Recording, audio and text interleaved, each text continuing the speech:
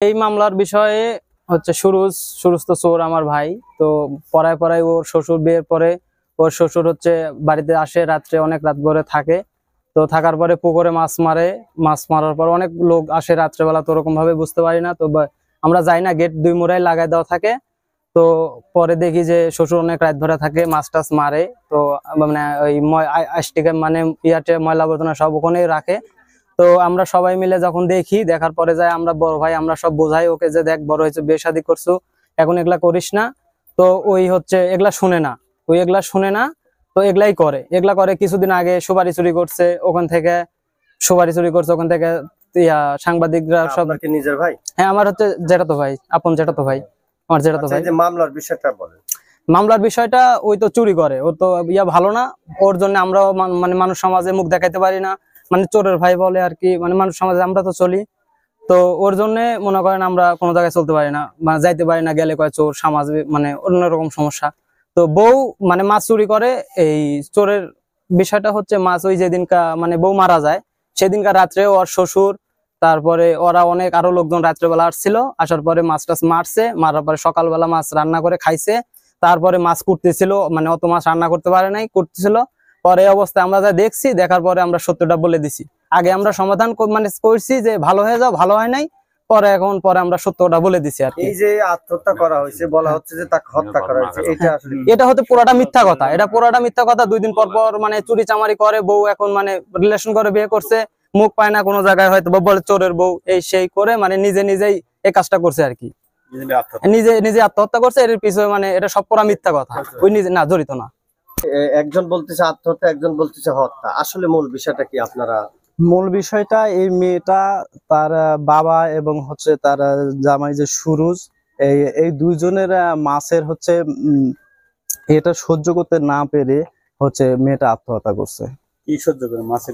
মাছের হচ্ছে মেয়েটার বিষয়, মানে তার বাবার বিষয় এবং তার স্বামীর বিষয় যে একটা বিচার সালিশ হবে, এটা সহ্য করতে না পেরে সে আত্মহত্যা করছে। মাছের বিচার। মাছের বিচার কিসের? বুঝলাম না। সে মাছ চুরির বিষয় নাকি মাছের বিষয়? সে সুরুজ এবং হচ্ছে সুরুজের শ্বশুর হচ্ছে প্রায় বাড়িতে কথাবার্তা বলে, মানে রাত্রে বেলায়।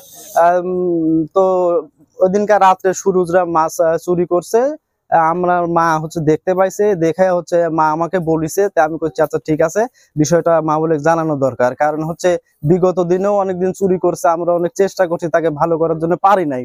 তো সেদিনকে মা হচ্ছে বলার পরে আমি মা বলে হচ্ছে বলি দেওয়া হয়েছে যে চাচা ও এই মাছ চুরি করেছে। এই ঘটনাটা তার মেয়ে হচ্ছে এবং সুরুজের বউ বিষয়টা হচ্ছে নিতে পারে না এরকম ভাবে যে তার বাপের আর হচ্ছে স্বামীর হচ্ছে বিচার হবে।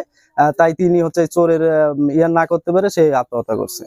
আমার নামে যে মিথ্যা মামলা হয়েছে, সেই মিথ্যা মামলা প্রত্যাহার সহ আমার যে মাছ চুরি করছে তার বিচার চাই। সেদিন এসব ঘটনা, সেদিন আমি ইনাদপুর হসপিটালে থাকি, আমি কিভাবে জানবো? আর আমাকে 1 নম্বর সাক্ষী দিলেই আমি কি হচ্ছে,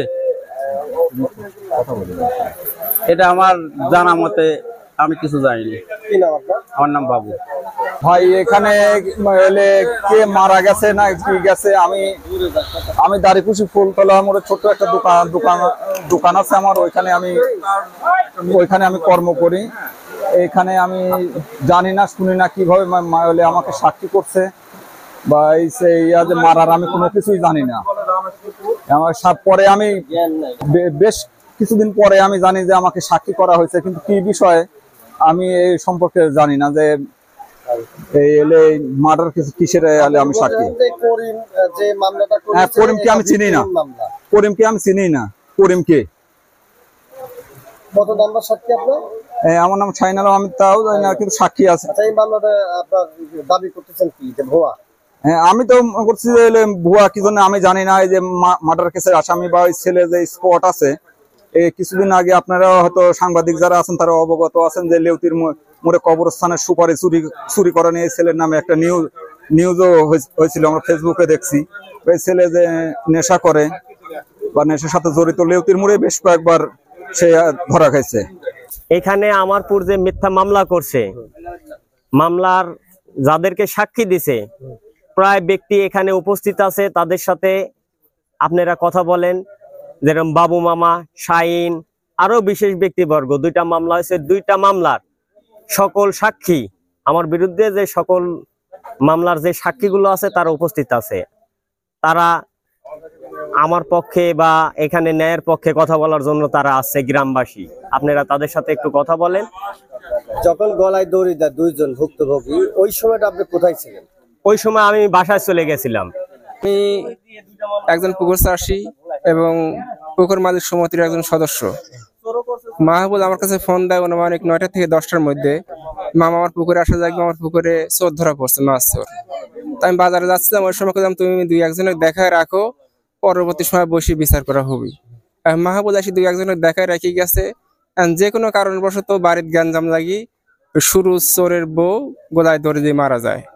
এর পরবর্তীতে ওই সুরুজ এবং সুরুজের শ্বশুর করিম, সুরুজের শ্বশুরও মাহবুবের নামে মামলা করছে, সুরুজও মামলা করছে।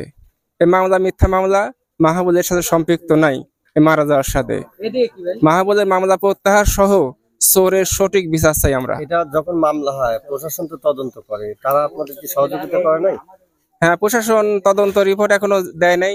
তদন্ত রিপোর্ট দিতে সময় হয়তো মাহবুবের বাদ দিবি, তদন্ত সাপেক্ষে হয়তো মাহবুব বাদ পড়বে সেখান থেকে, কারণ তদন্ত হয়নি।